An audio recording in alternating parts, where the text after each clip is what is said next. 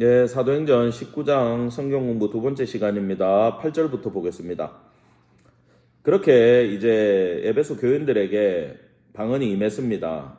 성령 세례를 받고 그들이 방언도 하고 예언도 하기 시작했고, 여기 뭐 7절에 보면은 모두 12사람쯤 되니라라고 했을 때 원문에는 그들이 12사람이었다 이렇게 돼 있어요.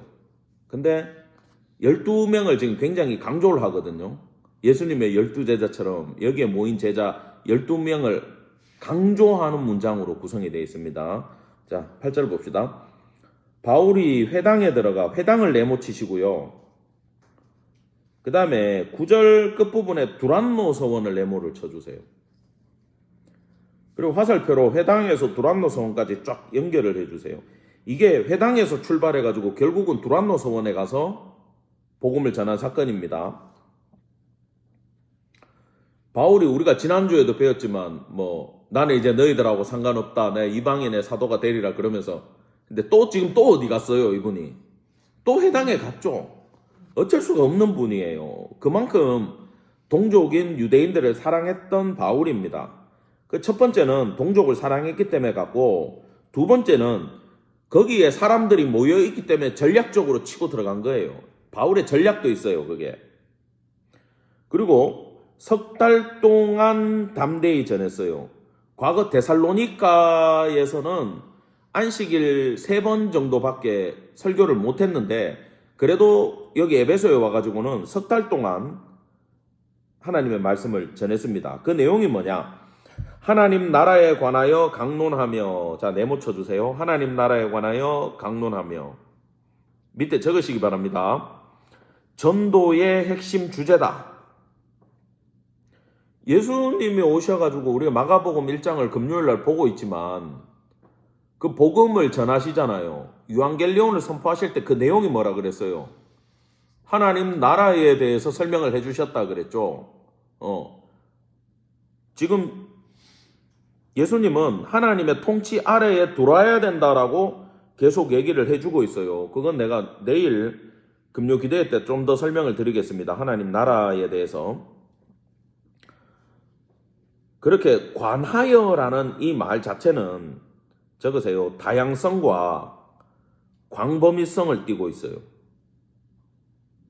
석 달 동안 바울은 하나님 나라에 대해 가지고 광범위하게 정말 다양하게 설명을 해줬다라는 겁니다. 강론하며 권면했다. 자, 이 권면했다라는 말은 노력했다라는 뜻인데,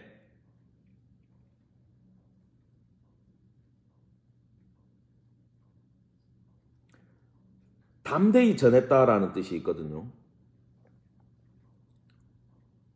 그러니까 막 담대히 전하면서 지속적으로 노력을 했다라는 뜻이에요, 이게. 자, 근데 이 배자사본에 보면은 또 큰 권능으로 행했다라는 말이 첨부가 되어 있습니다. 큰 권능으로 했다. 자, 그렇게 석 달간 하나님의 나라에 대해서 회당에서 바울은 정말 다양하고 광범위하게 말씀을 선포하고 계셨는데, 9절에 보면 어떤 사람들은 일부를 말하는 거예요. 일부, 전부 다는 아니고 일부 사람들은, 자, 마음이 굳어 밑에 1단계, 그 다음에 순종하지 않고의 2단계, 그 뒷부분에 이 도를 비방하거늘 3단계, 지금 점층법을 쓰고 있어요. 처음에는 마음이 굳고, 그 다음에 순종치 않고, 그 다음에 비방하는 단계까지 나갔다. 지금 적극적으로 복음에 대해서 거부하기 시작했다. 그 말을 하고 있습니다. 이게 왜 문제냐면 성령께서 사역을 하고 계시는데 그걸 거스르고 있다라는 거예요, 유대인들이. 바울이 그들을 떠났다 그럽니다. 거기 밑줄 치시고 전략적으로 교제를 단절했다 이런 뜻이에요. 그들을 떠나 전략적으로 교제를 단절해버렸어요. 바울이 디모데에게 마지막 말씀을 남길 때 마지막 때의 징조를 이야기하면서 사람들이 돈을 사랑하고 자기를 사랑하고 완고하고 부모를 거역하고, 그 이야기 끝에 바울이 그렇게 얘기합니다. 디모데한테 너는 그들에게서 돌아서라 이렇게 돼 있어요. 여러분, 세상을 우리가 바꿔야 되고 노력을 해야 되지만 마지막 때에 그들이 완고하게 그렇게 계속해서 가면서 복음에 대해서, 성경 사역에 대해서 적대시하고 나올 때는, 더 이상 방법이 없을 때는, 그들의 변화의 조짐이 없다 그러면 마지막 기도를 해주고 돌아설 줄도 알아야 됩니다. 그들에게서 떠나야 돼요. 단절을 해야 돼요. 그 옆에 계속 그런 사람들 붙여놓으면요, 여러분 신앙까지 같이 무너져요. 저는 이 부분에 대해서 내가 어떤 집단에 가서 복음을 전하고 정말 최선을 다해서 성령 사역을 하나님의 뜻 안에서 일을 했어. 근데 그 사람들이 나중에 마음이 굳어져가지고 배척하고 비방하고 욕하고 하면은 이 영혼들이 불쌍하긴 하잖아요. 그러면 하나님의 뜻에 맡깁니다. 그러고 내가 빠져나와야 돼요. 이걸 할 줄 알아야 돼요. 이걸 못하고 이거 계속 붙잡고 있으면요, 결국 나도 죽고 이 사람도 다 죽어요. 안 되는 사람은 안 돼요. 이걸 이해를 하셔야 돼. 내려놓을 줄 알아야 돼. 내려놓고 자, 버리라는 뜻이 아닙니다. 그럼 버리면 어떡합니까? 이러는 분들도, 버리라는 게 아니고 하나님 뜻에 맡깁니다. 하나님의 다음 기회를 주시면 어떻게 해보겠는데 지금은 아닌 것 같습니다. 나는 이쪽에서 내 사역을 하겠습니다. 그리고 돌아설 줄 알아야 돼요. 단절해야 돼요. 기도하고 잘라내야 돼요. 돌아서서 바울은 뭘 했느냐? 자, 잘 보세요. 제자들을 따로 세우고 두란노 성원에서 날마다 강론하니라. 밑줄 두 줄 쫙 치세요. 이 12명을 따로 딱 세워가지고 두란노 서원에서 사역을 하기 시작했는데, 이때 이 두란노라는 분이 굉장히 바울의 사역에 크게 도움을 주셨던 겁니다. 자, 이분은 사람 이름이거든요. 두란노는 학자 서원이라는 말이 붙었다 그러면요, 이거는 학교예요. 학교. 오전에는 학교로 쓰고 오후에는 사람들이 그 학교에서 이제 쉬는 거예요. 그늘이 있으니까.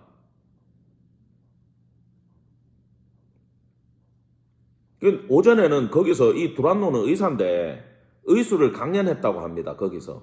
그러니까 본인이 학교로 쓰고 그 오후에 사람들은 다 자거든요. 더워가지고. 그래서 그 시에스타라 그러나 뭐 이름이 있어요. 그 자는 시간이. 그 잘 때 바울은 못 자고 거기서 학교를 무료로 빌려가지고 복음을 전했던 거야. 그러니까 이 의사가 에베소 여왕이 죽었을 때 그 여왕 묘비에 두란노라는 의사 이름이 있다 그럽니다. 꽤나 당시에 유명했던 궁중의사였다는 거죠. 아마도 의사 누가가 이 관계가 있어가지고 그 장소를 빌렸지 않나 하는 학자들의 의견이 있어요. 그분의 도움으로 바울의 사역에 엄청난 힘이 실렸다라는 거죠. 그래서 에베소 선교에 이 두란노 서원이 큰 역할을 했다라는 겁니다. 제가 일본에 갔을 때 일본에 사역하시는 분들은 임대비가 동경 같은 경우에는 어마어마하잖아요. 정말 주재원들이나 집 같은 집에서 대기업 주재원들이나 살지, 일반 웬만한 기업들은 그 동경의 생활비를 감당을 못해요. 일본은 자전거 한 대 끌고 다니려고 해도 자전거 주차장이 있어야 자전거를 쓸 수가 있어요. 자전거도 번호판이 있는 나라입니다. 그렇게 힘든데 뭐 내 전용 주차 공간에 대해서 확보가 안 되면 차도 못 끌고 다니고, 뭐 물가도 엄청나게 비싼데, 동경에서 교회 하시는 사역자분들을 보니까 초등학교 같은 걸 주일날 쉬니까 그 중에 교실을 빌려서 거기서 예배를 드리시더라고. 그런 거는 이제 인맥이 있으면 무료로도 빌려주고 대신 청소 좀 해주고, 다음에 뭐 거기에 우리가 뭐 꽃을 사다 놓는다든지 이런 식으로 조금 교제를 나누면서 학교의 양해를 얻어가지고 빌려서 사용하는 경우도 있어요.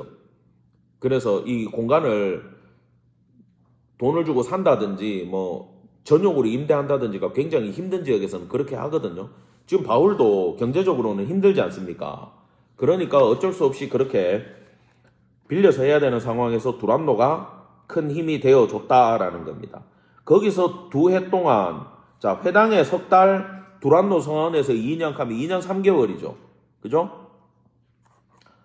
이렇게 하니 아시아에 사는 자는 자, 에베소 중심의 아시아에 사는 자들 그렇게 되는 거예요. 유대인이나 헬라인이나 다 주의 말씀을 듣더라. 여기까지 와가지고 복음을 배워서 가고 그 요한계시록에 보면 아시아 7교회가 있잖아요. 이 에베소를 중심으로 다 있어요. 그 7교회가. 그래서 큰 역할을 했다라는 거예요. 아, 시에스타 맞네요. 낮에 11시부터 오후 4시까지 낮잠을 주무시는 그 시간이 있습니다. 시에스타라고.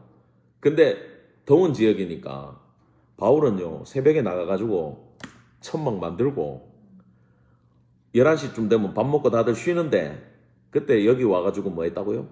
복음 전했다라는 거예요. 쉴 틈이 없었어요. 그 바울의 수고가 본인의 시에스타를 희생하고 내가 쉬는 시간을 희생을 하고 이렇게 했기 때문에 그 지역에 크게 복음의 새 생명들이 많이 탄생을 했다라는 겁니다. 그래서 에베소 중심으로 마게도니아 지역까지 서쪽에 있는 마게도니아 오른쪽에 있는 소아시아까지 크게 복음이 전파됐다라는 뜻입니다. 자, 11절 봅시다. 요 밑에부터 좀 조심하셔야 되는 부분이 있어서 설명을 드릴게요. 하나님이 바울의 손으로 놀라운 능력을 행하게 하니, 자, 놀라운 능력, 이적, 기사, 초자연적인 능력을 말하는 거예요. 이적, 기사, 초자연적인 능력.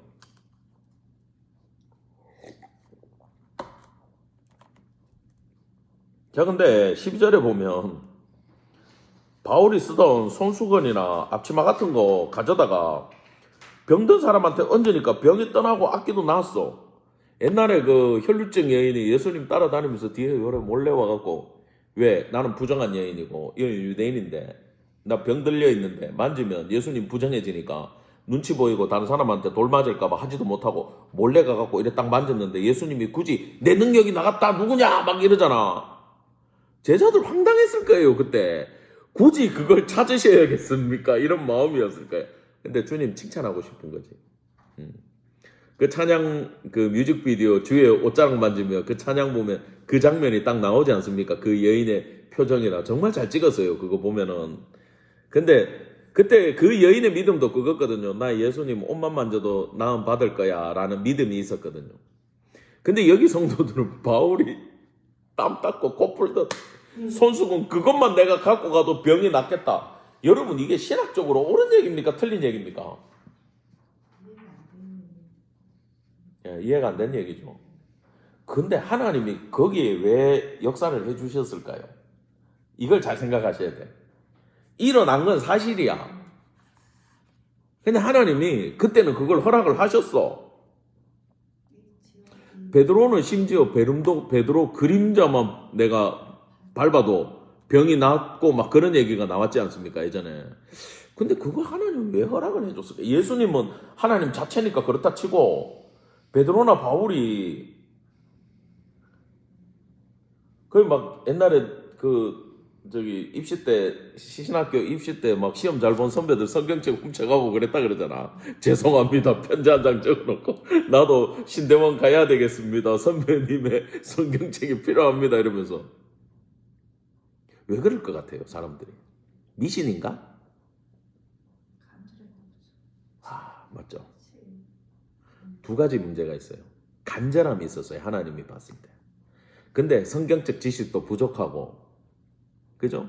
무지한 상태인데 간절함을 하나님이 긍휼히 여기셨다. 이건 법칙은 아닙니다. 원리도 아닙니다. 신학도 아닙니다. 그들이 무지한 상태에서 하나님을 향한 간절한 마음이 있었기 때문에 하나님은 그저 그걸 긍휼히 여겨 주셔가지고 역사해 주셨다라는 거예요. 여러분, 그 기도원이 양털 표징을 구하죠. 하나님 한 번만 더. 무지하고 믿음 없고 약한데 간절함이 있었잖아요. 제가 아침에 교회 출근하면서 그 생각을 했어요. 이 간절함에 대해서 생각을, 어떨 때는 하나님이 간절함을 들어주는 사람이 있고 어떨 때는 안 들어줘. 어떤 사람은 하나님이 죄인인데 그 죄를 용서해 주시고 어떤 사람은 그 죄 때문에 그 사람을 버려버려. 이건 무슨 차이가 있을까?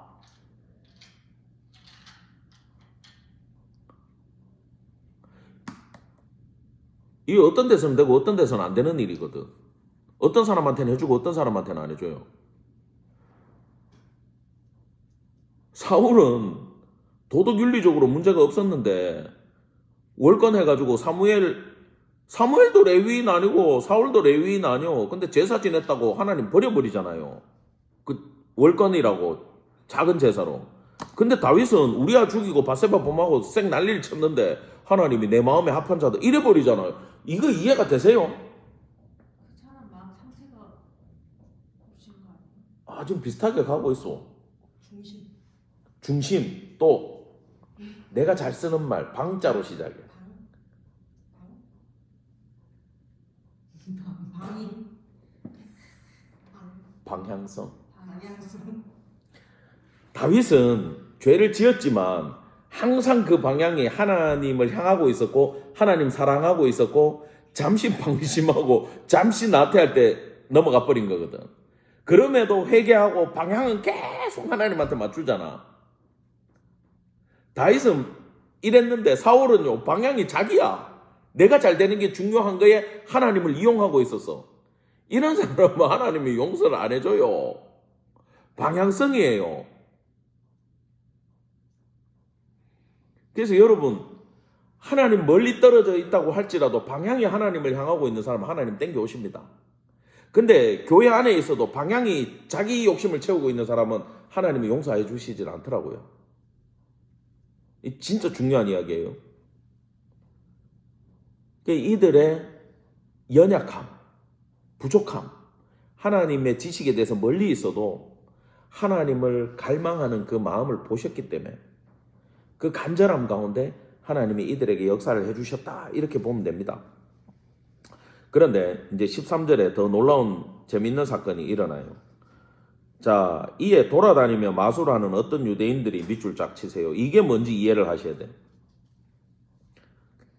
이 엑소시스트거든. 그러니까 무당이야. 귀신 쫓는 무당들인데 돌아다닌다 이거는 에베소 사람이 아니라는 거예요.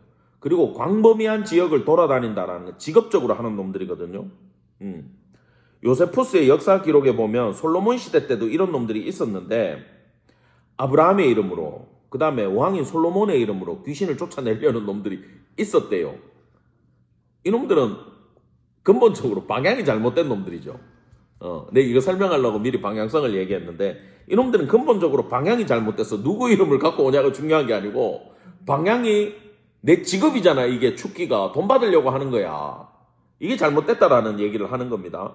자, 근데 지금 누구 이름을 팔고 있냐 하면은 주 예수의 이름을 팔고 있고 바울이 전파하는 예수를 의지하여 너희에게 명하노라 이렇게 얘기하면 이거는 사실 이 단어적으로는 문제가 없는 것처럼 한국말로는 느껴집니다. 근데 이게 예수님이나 바울이나 예수 이름으로 예를 들어 명하노니 내가 명하노니 그러잖아요. 그 명하다라는 사역자들이 명하는 그 귀신한테 명하는 건요. 적으세요. 이 원문을 좀 우리가 보고 가야 돼요. 에피다소나 에피다소, 파랑겔로 이런 단어예요. 헬라어로. 에피다소, 파랑겔로 이런 단어를 써요. 이거는 아주 강력하게 명령을 하는 거예요. 왜? 그 이름에 파워가 있기 때문에 바울이나 베드로나 강력하게 귀신한테 명할 수가 있거든요. 에피다소 파랑겔로를 썼어요. 근데 여기에 지금 이 직업적으로 축계하는 애들이 쓴 이 명하노라는요. 적으세요. 호르키조라는 단어입니다. 호르키조. 호르키조. 이건 이런 뜻이에요. 애원한다. 제발 좀 나가주라. 애원한다라는 뜻이 있어요. 이 호르키조는 애원한답니다. 그러니까 이게 우리가 성경 공부를 할 때 이런 걸 좀 분별해서 볼 줄 알아야 돼요. 이런 거 보면 바울이 전하는 예수 좀 의지하면 어떤데 싶지만 이거 지금 귀신한테 애원하고 있는 건 이 사람들은 권세가 있다 없다? 없다라는 거지. 방향성이 잘못된 사람들이에요. 지금도 파리 박물관에 가면 파피루스가 있는데 야 574번째 파피루스 1018줄에 보면 내가 네게 히브리인의 신 예수에 의해 호르키조 하오니가 아직 적힌 문장이 있대, 그 책에. 그 축기서가 있는 거야, 아직도. 거기도 호르키조가 나오는데 애원한다라고 돼 있어요. 에피다소 예수와 이래 얘기해야 되는데 호르키조 예수와 이렇게 하면 이제 끝나는 거야. 자, 그와 관련된 재밌는 사건이 14, 15, 16절에 나옵니다. 자, 유대인의 한 제사장 밑줄 자. 여기가 이게 두 가지 뜻이 있어요. 실제로 이 스게와가 유대인 대제사장의 가문이다라는 말이 있고, 자칭 내가 제사장이라고 거짓말하고 다닌 사람일 수도 있어요. 저는 예전에 유대인 대제사장 가문에서 나온 사람인 줄 알았는데 내가 자료를 더 찾아보니까 스스로 자칭 유대인 대제사장 출신이라고 불렀다라는 쪽으로 제가 공부한 자료에는 그렇게 나왔습니다. 그리고 스게와라는 사람인데 이 사람에게 7 아들이 있었다. 그 7의 의미를 둬가지고 나는 아들이 7이야. 완전해. 이게 당시에 먹혔다라는 거예요. 문제는.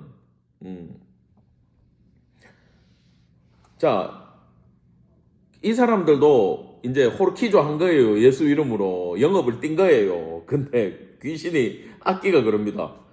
내가 예수도 알고, 요 알고는 기노스코예요. 기노스코. 내가 예수는 확실히 안다. 귀신이. 내가 바울도 안다. 이건 안면이 있다. 재밌죠? 안면이 있다. 이런 단어예요. 에피스타마이라는 단어를 써가지고 내가 안면이 있어. 몇 번 봤어. 내가 바울도. 이 귀신이 그래 얘기합니다. 근데 너희는 누구냐? 이건 뭐냐 하면은 조롱을 하는 단어로 야 너는 예수하고 관계가 없잖아 그 얘기예요. 얼마나 쪽팔릴까요? 이걸 귀신이 이래 얘기하면 너 예수하고 관계성이 없잖아 이래버리면 할 말이 없는 거야. 귀신이 나 예수도 확실히 알고 내가 바울한테도 내가 몇 번 당했는데 니는 누구냐? 난 니는 들어본 적이 없는데 이러는 거야 지금. 그러고 그 귀신이 이놈들한테 뛰어 올라가지고 치명타를 가하는데 그들이 상하여 벗은 몸으로 도망했다라는 건 뭐냐 하면은 옷이 찢어지고 내가 살기 위해서 옷을 벗고라도 도망칠 수밖에 없었다라는 게 그 귀신의 파워에 완전 압도당했다라는 거예요.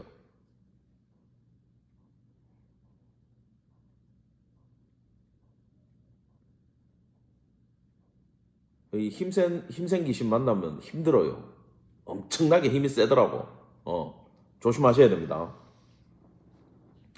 나는 좀 아직 신앙도 잘 모르겠고 방언은 조금 하는 것 같은데 관계성에 대해서도 그 시기하고 해본 적도 없다 이렇게 하면은 굳이 싸우시려고 하지 말고 전화를 하세요 목사님한테.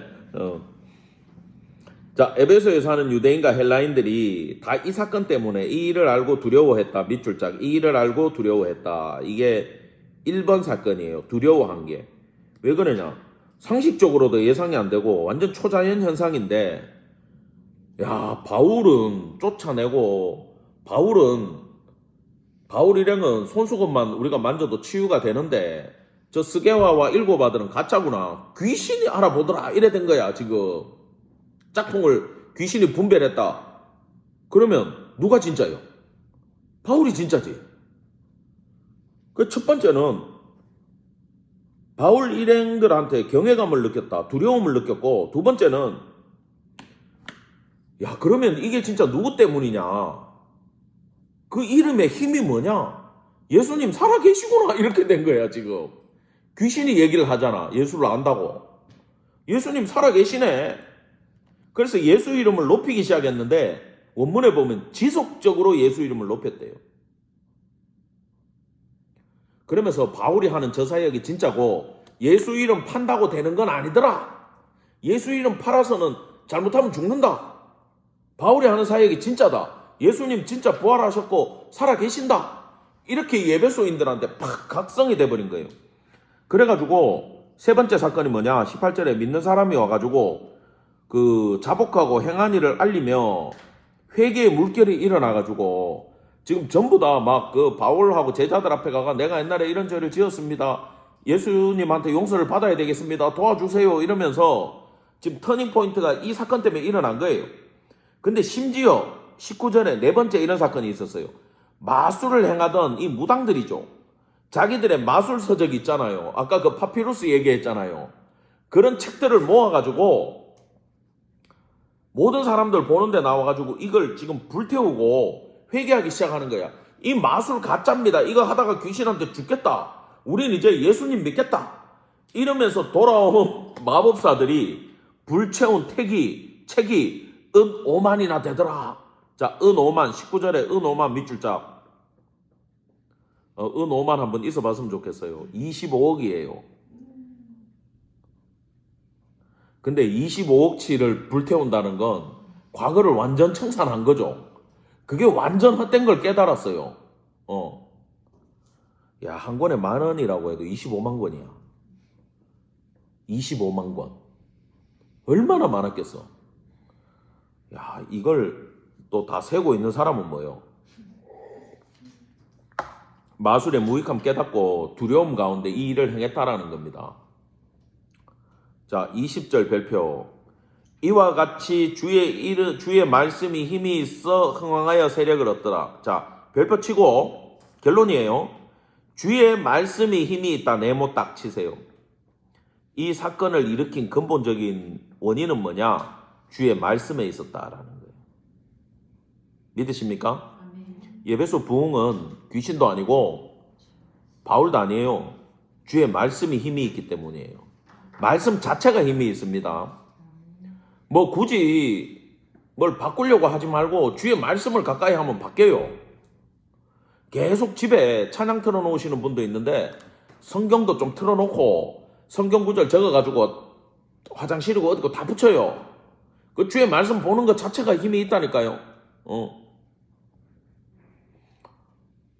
사모님, 우리 교회에도 이 말씀 이 편말을 사갖고 우리 곳곳에 좀 붙입시다. 들어가도 보고 나가도 보고. 크게 비웃으시는데 말씀 자체가 힘이 있습니다. 예. 이게 중요한 거예요.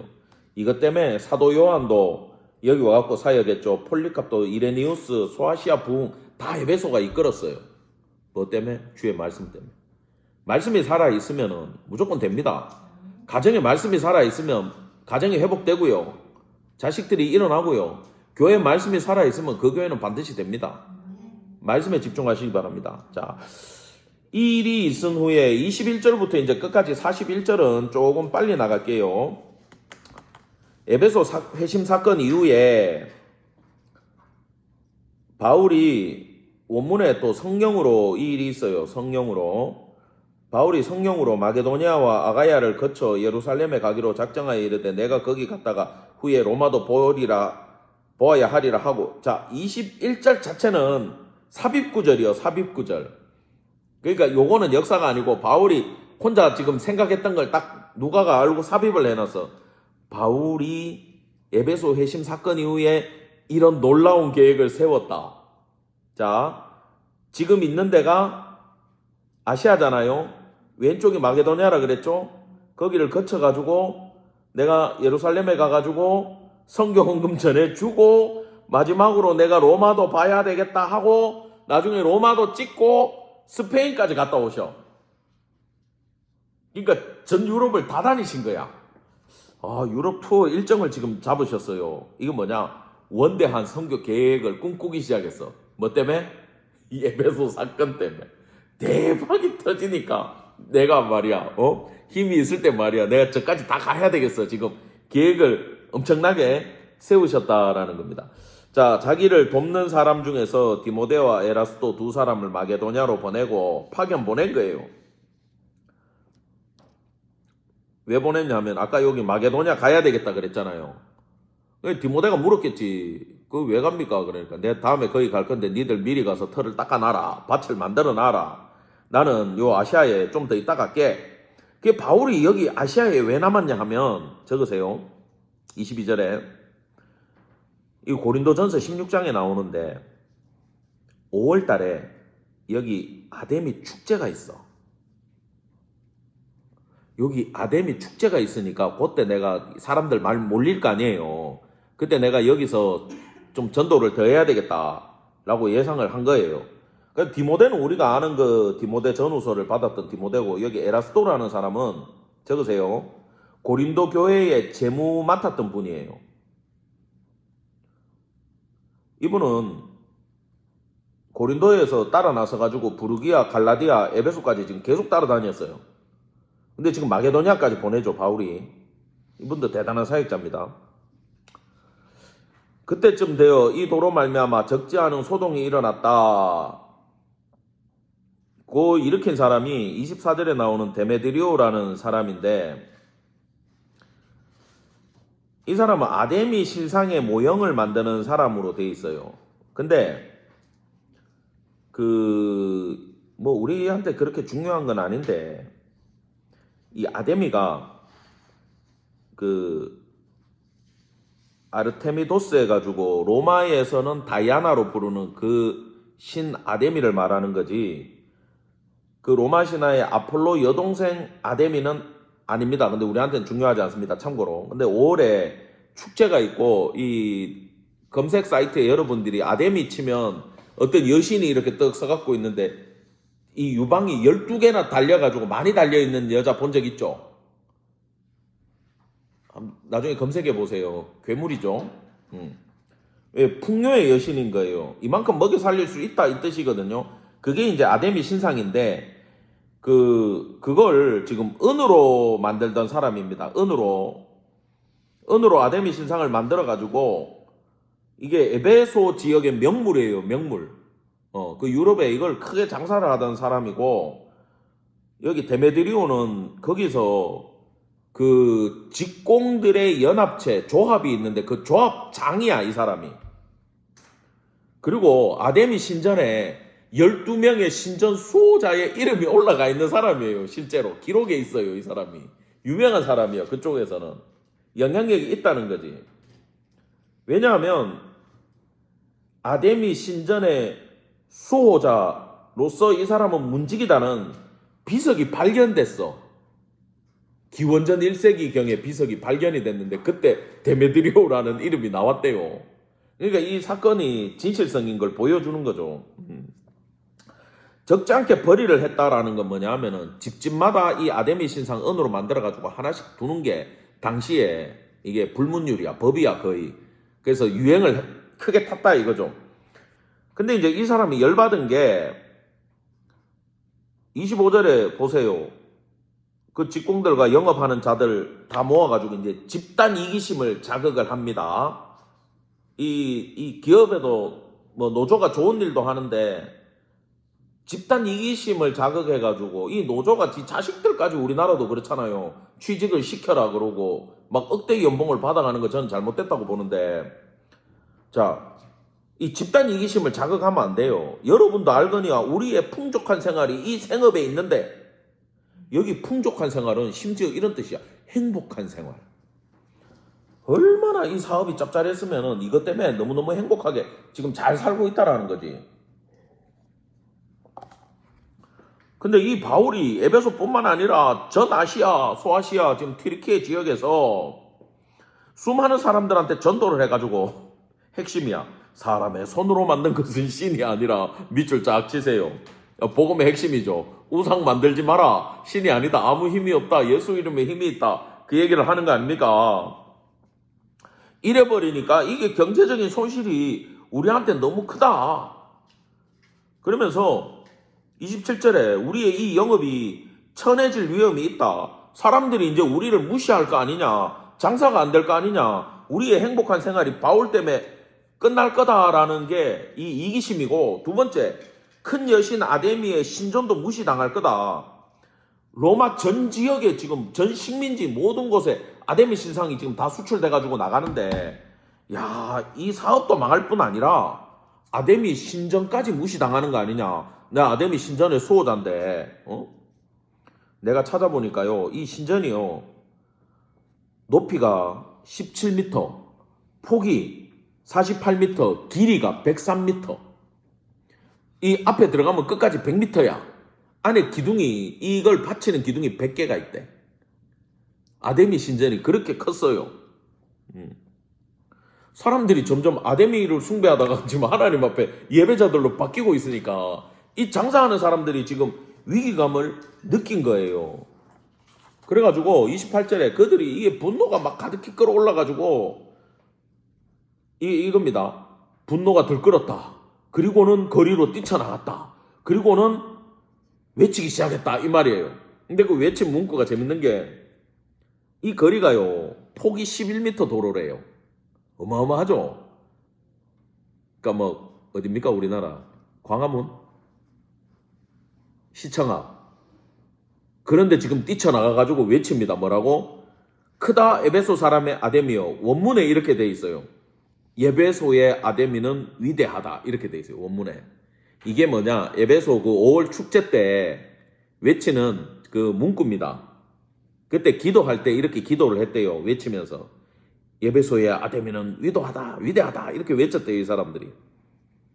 에베소의 아데미는 위대하다. 그걸 막 그 중앙에 가로수 있는 그 대로에 폭 11m 도로에 나가가 지금 막 수천 명이 나가서 지금 데모하기 시작을 한 겁니다. 바울 때문에. 온 시내가 요란하여 바울과 같이 다니는 막 군중 심리에 이 마게도냐 사람 가이오는 그 과거에 봤던 그 가이오는 아니에요. 고린도 가이오는 아니고 그냥 바울하고 특별한 사이도 아니고 그냥 같이 좀 다녔을 뿐인데 잡혀갔어. 근데 아리스다고는 유명하죠. 가이사랴에서 이 사람 나중에 로마까지 가가지고 골로새서 보면 바울이 깜빵 들어가니까 나도 잡아여라 해가지고 깜빵까지 따라간 사람이야. 아리스다고는. 어떻게 이런 동역자가 있어요? 그 집사님들 내 나중에 혹시 예수전 하다가 깜빵 가면 따라올 겁니까? 아, 예, 안 온다, 예. 예, 오지 마세요. 이 대단한 분들이에요, 이분들은. 자, 그래가지고 지금 잡혀갔는데, 이 연극장, 이게 25,000명 기본으로 앉을 수 있어요. 25,000명, 이 연극장에. 그 다음에 서면은 56,000명까지 들어갔대. 지금 유럽 축구장만 하다는 말이 있습니다. 근데 지금 다 폐허가 돼가지고 사진 보니까 별로더라고. 달려 들어갔다. 이 말은요, 발작 같은 상황을 표현한 거래요. 발작이 일어나가지고 미쳐가지고 맹렬히 막 달려 들어가는 거야.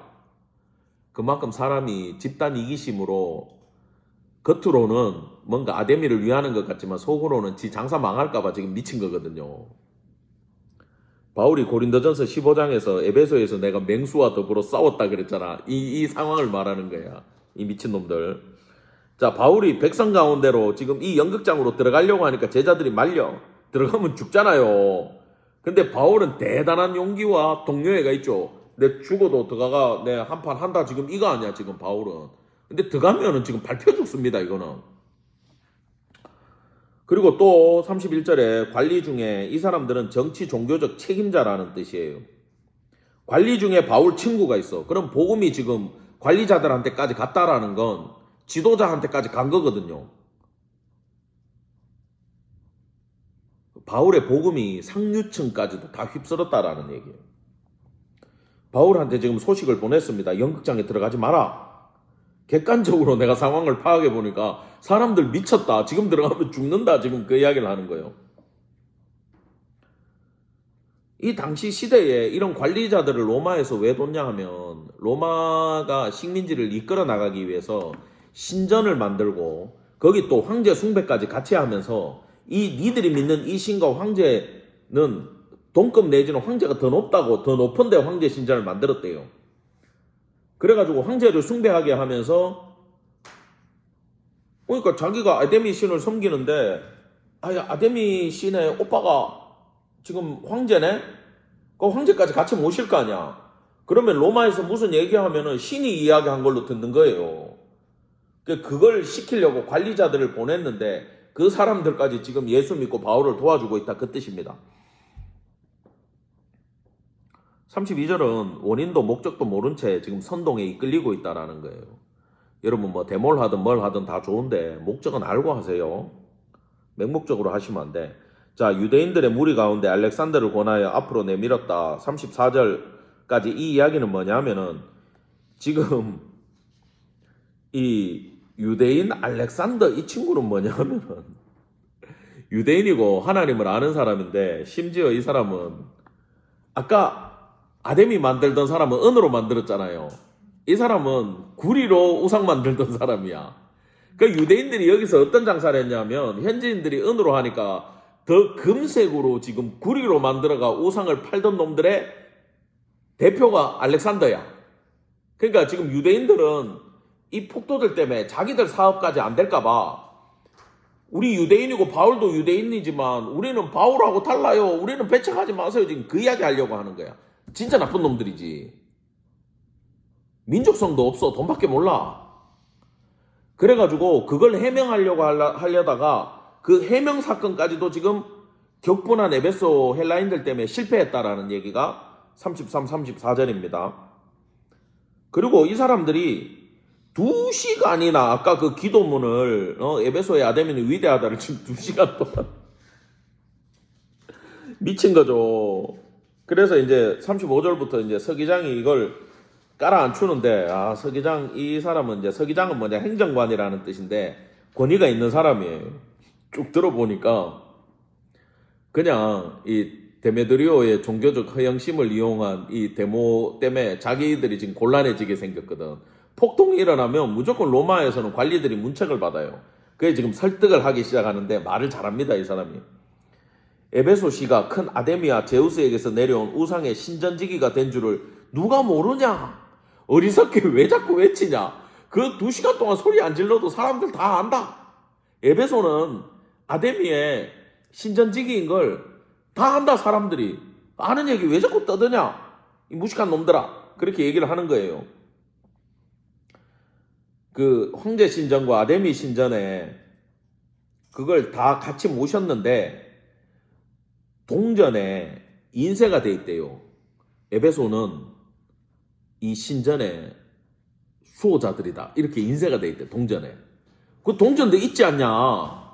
이게 나중에 네로 때 발행을 했나 봐요, 이 동전을.